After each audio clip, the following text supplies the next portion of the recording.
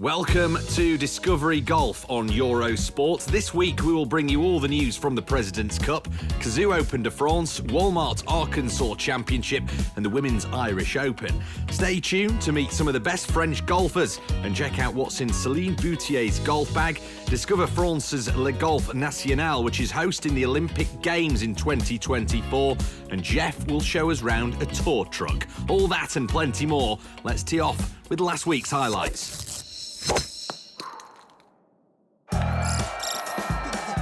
The PGA Tour was at Quail Hollow Country Club, where Team USA took on the international squad in a head-to-head battle for the President's Cup. Xander Schauffele, Tony Finau and the rest of the 12-man US team celebrated their win on Sunday. Since 1994, there have been 14 President's Cups contested. The United States team has won 12, the international team has won 1, and the other was a very memorable 2003 playoff between Tiger Woods and Ernie Els that ended in a tie. They handled it well. They played great. I think Trevor and his team did an incredible job of, rising to the occasion, especially after the start we got on Thursday. Fred, Steve, Webb, Zach, and I are just always amazed at how prepared these guys are and how hard they work. And we really don't have to do much. All we try to do is not mess them up. I messed them up a couple times, but they overcame it. It's been an amazing week for us. Obviously, we're a little disappointed now. We believed in ourselves. But hats off to the Americans. They're extremely strong and they played some great golf. Tillbaka för Parla. Så har du sett den? Ja, men den där då. Han gör det, vet du. Drar i den returen där, ja. Jag hade...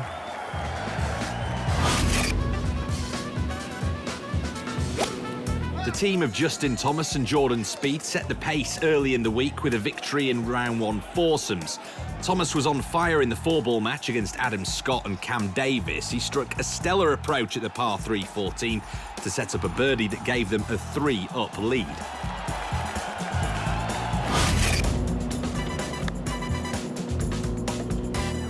Jeg vidste godt, hvad der skulle ske her, ikke? Ja, det kører også for ham, ikke? Ja, det gør det i allerhøjeste grad.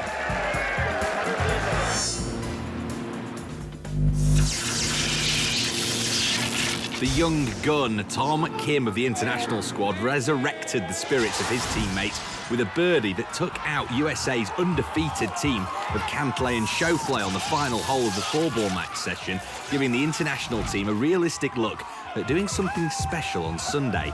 Well, at the start of Sunday, Siwoo Kim defeated Justin Thomas in the first singles match of the day with a birdie on the 18th.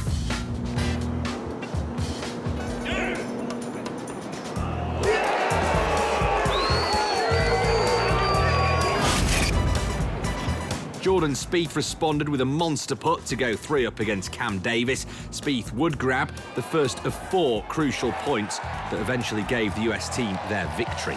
But when the dust settled, it was Xander Schauffele who had the opportunity to capture the winning point in his match against Corey Connors. In a similar fashion to the gold medal, Schauffele seized the moment once again to pluck another victory from the air for Team USA.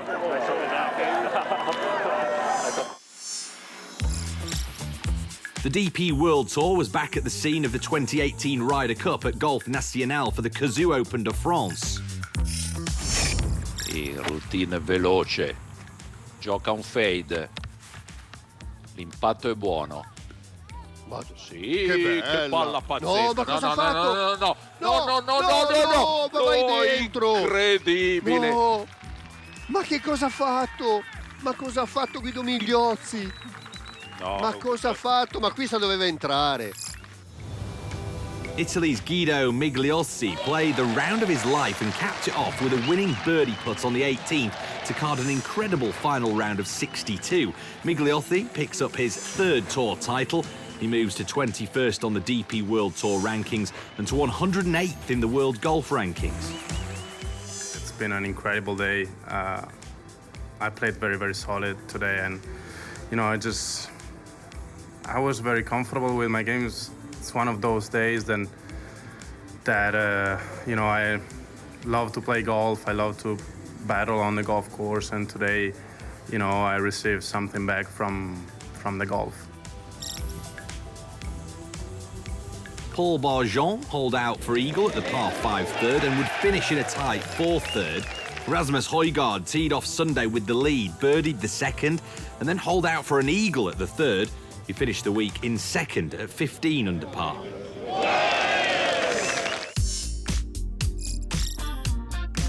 The LPGA Tour was back in the land of the Razorbacks for the Walmart NW Arkansas Championship.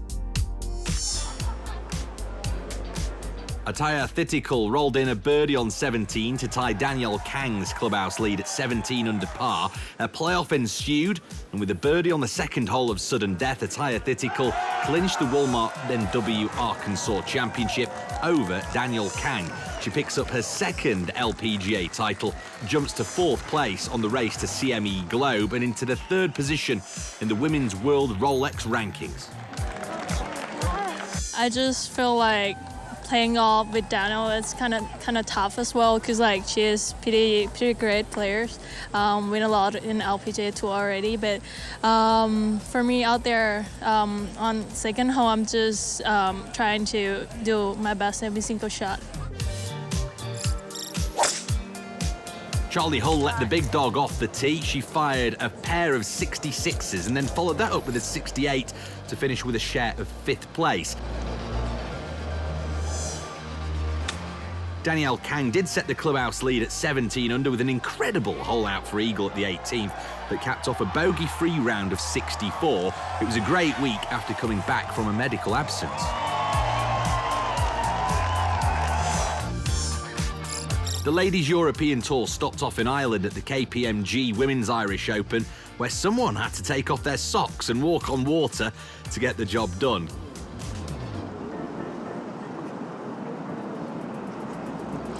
Klara Spilkova delivered her top shot of the week on the par 3 17th, where her tee shot had found the hazard but was still playable with 2 feet in the water. She then executed a miraculous shot that enabled her to save par and head into the 18th with a chance to win. Spilkova birdied 18 to get in a 3-way playoff and then won it on the 1st hole of sudden death to take the title in Ireland. She picks up her 2nd LET Tour win and moves up to 15th place on the race to Costa del Sol. I was just trying to stay patient out there because I started a little funny. But I just really believed in myself. Of course, I've been playing really good recently. So I just somehow I believed, or I was trying to convince myself that I can win today. Sweden's Lynn Grant started the week off slow but fired a solid 67 in round 2 to make the weekend, which included this lovely approach to the 14th to set one of her 6 birdies on the day. Nicole Broch-Estrup had a fantastic week with stellar iron play. She finished the week at 14 under par in a tie for 2nd with Ursula Wickstrom.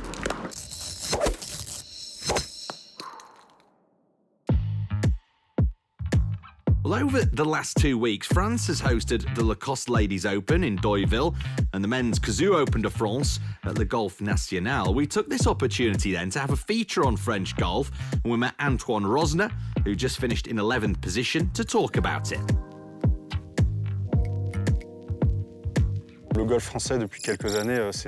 French golf has grown enormously over the last few years. There are more and more French players on the European Tour every year, so that's positive. But we're still hoping to get more players in the top 50 in the world ranking. Victor Perez was in it last year, and he's working hard to get back into it. I was almost in the top 50 last year, so we'd like more players to get into the world top 50. Paul Barjon was the only French player on the PGA Tour last season. He also gave us his point of view on the matter. I think French golf is doing well. Our chances of winning are high every week. The female players are doing really well. There are many in the US, and they play very well on the European Tour too. So I think French golf is improving slowly but surely. Céline Boutier, France's best player and current 15 in the Rolex rankings, is going full steam ahead. On the ladies' side, Céline Boutier is doing really well, so it's cool to have Céline raise the bar and motivate us.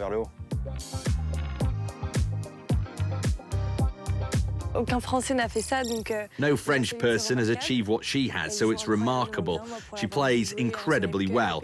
I saw her play in the Solheim Cup, and even in majors when I got to watch her, she's like a metronome. She's impressive. Céline turned pro in 2016 and won the Solheim Cup and 10 tournaments. She gives us her thoughts on French golf. La fédération fait un travail assez incroyable. The Federation is doing an incredible job in developing young people, and I saw that the girls' team won the European Championships. This is quite positive for the future of French golf. I know that more and more girls are starting to play on the LPGA, which is positive as we'll have more French players on the tour. And then on the men's side, we're starting to get more wins on the European Tour, and it will have a positive effect and inspire more young people to play golf in France and do it at a high level. Lucie Malcheron, formerly the number 10 amateur player in the world, turned pro in 2021 and is now part of this new generation of players. The Federation helped me a lot in my amateur years, and now they are still helping me financially. Pascal Grisot decided to continue to support me. I'm really grateful to them because the start of a pro career for women is always difficult. One of the priorities for the president of the French Golf Federation is to try to get a Frenchman and women to win major championships. My objective is to have French men and women in the top 50 players in the world, and even in the top 20 players in the world, because they're the players who have the ability to win major tournaments, and that's why we're putting all our efforts today into encouraging the emergence of these players who have the ability to win majors. So things are going rather better for the female players at the moment, with champions like Pauline, Rossin, and obviously other players, Agathe Lasnais, but it's a bit more difficult on the men's side. Although Victor Perez gave an extraordinary performance last week once again, we need him to do more regularly so that we get a Frenchman into the top 20 best players in the world. French golf is making steady progress and hoping to win major tournaments soon, and why not even the Paris 2024 Olympic Games.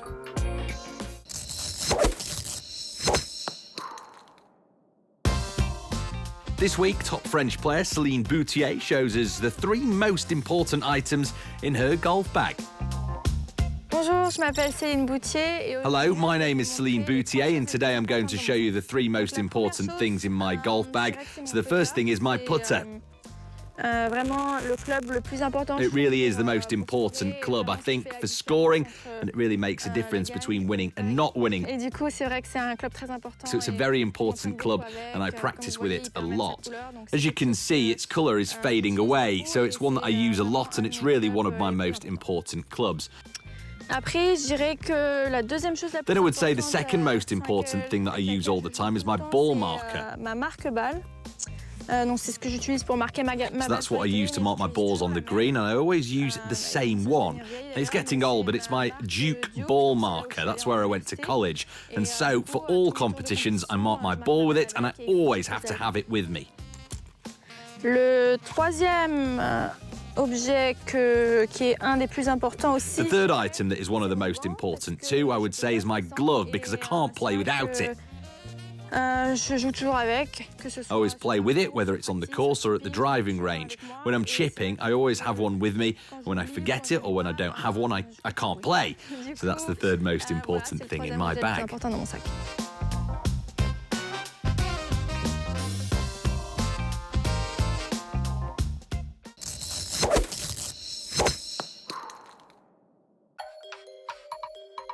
This week, Jeffrey Jackson shows us around the Titleist Equipment tour truck.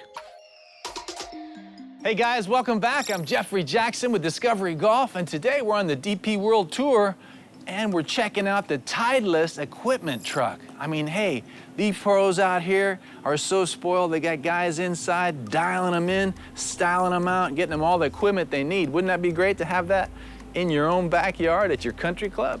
Well, today, let's get on in there and check it out.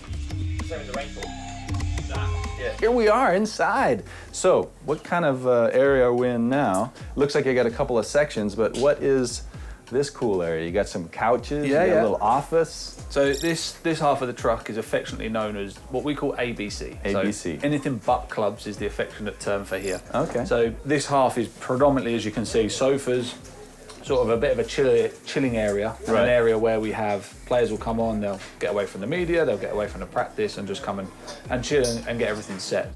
For us, golf balls is a key element of this half of the truck. So we do golf balls, we have Pro V1, Pro V1X, we have all the different glove choices that the players require. About those golf balls, you guys there's 74.7%. Yeah, we've got guys on tour use the. Yeah, we've got a high percentage, and that number's ever growing. Fantastic. You know, we're netting out around 72 as an average for the total year so far, year to date. But with a few events left, that can still fluctuate up and down. So the way to think about it is it's like fine tuning a car, right? You know, different elements for one player is not exactly the same for the other. So we have the ability here with some different models just to kind of really fine-tune that performance and dial these guys into the flight and spin story and window that they want to see it. It's a lot goes into a golf ball. Yeah, more than you think, more than you think. This half we've got hats, rain grips, but that's more ready for the Scottish weather next week than it is for France. Okay, great. Now you're going to pass us on to Will. I am. To tell us about the machine shop. Yes. As you can see, you know, Will's in the process of gripping up a Vokey wedge there.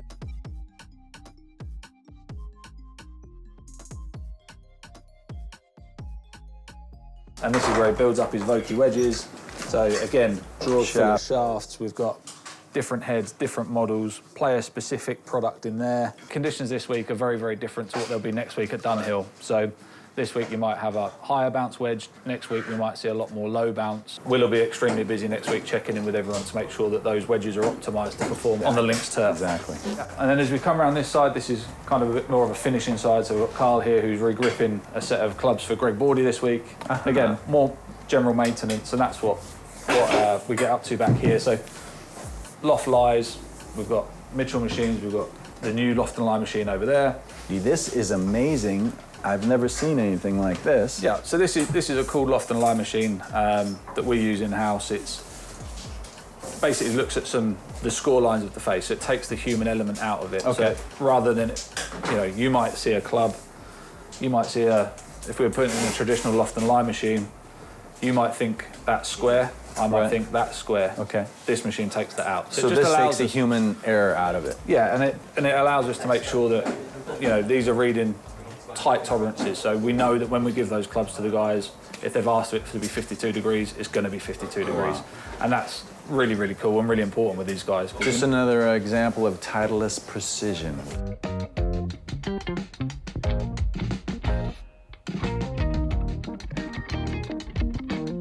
Hey guys, thanks for tuning in. This has been the Titleist Equipment Truck. Amazing place. We'll see you next week. Just a stone's throw from Paris, the Golf National is one of the most challenging courses on the DP World Tour. It was inaugurated in 1990 and it hosted the 2018 Ryder Cup. French player Gregory Havre has known this now mythical course which hosts the Open de France from its creation. It's true, I have known this course for a long time. It's evolved very well, especially in terms of its quality. Phenomenal work was done before the Ryder Cup and it's been kept very well and it's still in great condition. We can see that the course is perfect yet again this year. We play tournaments week after week. Last week was also particularly good. It was in Italy, the course of the next Ryder Cup. It's no surprise as it's taken care of by the same person, the same teams. It's Mr. Reyes, who, when he was hired here, really improved the quality of this golf course considerably, and it's been looked after very well over time. We can still see it's in perfect condition, and I think it will remain that way because his teams are in charge of it. That's what I saw as the biggest change. Some holes were modified, the 16th in particular was redesigned, and the 15th hole too. 2 or 3 starts, like the 4th, for example, were lengthened unfortunately.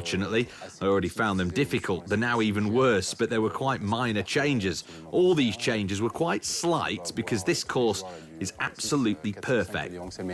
Paul Barjon, who finished 3rd in the 2022 French Open, talks about the characteristics of this course, which he has played regularly since he was a child. I think you have to put the ball into play correctly. So your driving has to be quite straight. And then the greens are very big, so you have to putt well. So drive and putt well. It's the same every week, but it's particularly true on this course.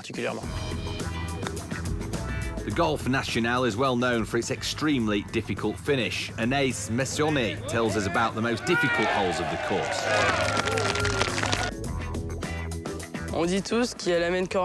Everyone talks about the Amen corner being holes 15, 16, 17 and 18. But actually, for me, they are not easy holes, but that's not the scariest ones either. You can say they are stressful, but there is one hole I really dislike at the Golf National, and that is number 7. I can't stand that hole. But hole 7, a 416-metre uphill hole, is not the only one that gets players' attention. Some holes are visually really impressive, like the 15th behind me. There is a second shot with an island green, so you can't let yourself feel intimidated. I'm lucky to play here regularly, so I know what to expect and I know the holes well. But it's pretty impressive visually, especially for my colleagues who are coming here for the first time. In comparison with the Amen corner at Augusta, there are 3 island greens at the end of the course. The tee boxes are also difficult. George Coetzee and Thomas Pieters, who finished tied for 3rd place in the last Open, paid a high price for their bad start on number 15. Yeah, so it's funny, I was talking to my caddy just coming down 15, and I said, if you're trying to win a golf tournament, come down these last 4 holes, you gotta have some balls to do it. So it's one of the best finishes I've ever played, I think. You have to have golf shot after golf shot. That's why I keep coming back. I love the finish, love the golf course. Migliozzi, who just won his first French Open, hit the perfect shot on hole 18.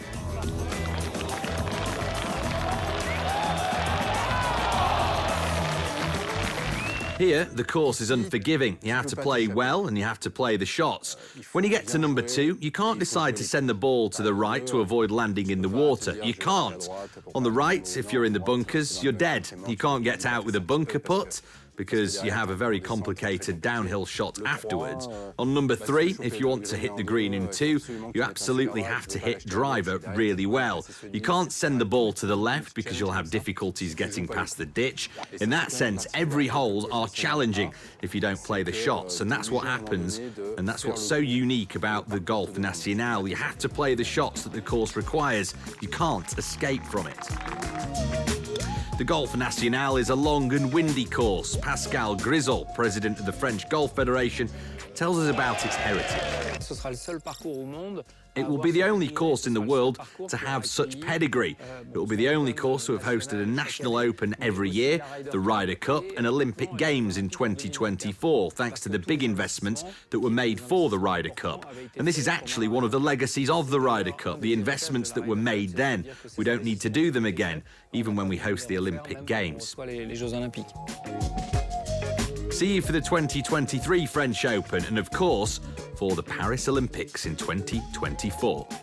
Discovery Golf is back next week with all the news from the Sanderson Farms Championship, Alfred Dunhill Links Championship and Volunteers of America Classic. Jeffrey Jackson talks with American player Patrick Reed and meets a wedge designer, and hip-hop star Macklemore take on a golf challenge. So do join us then, and thanks very much for watching.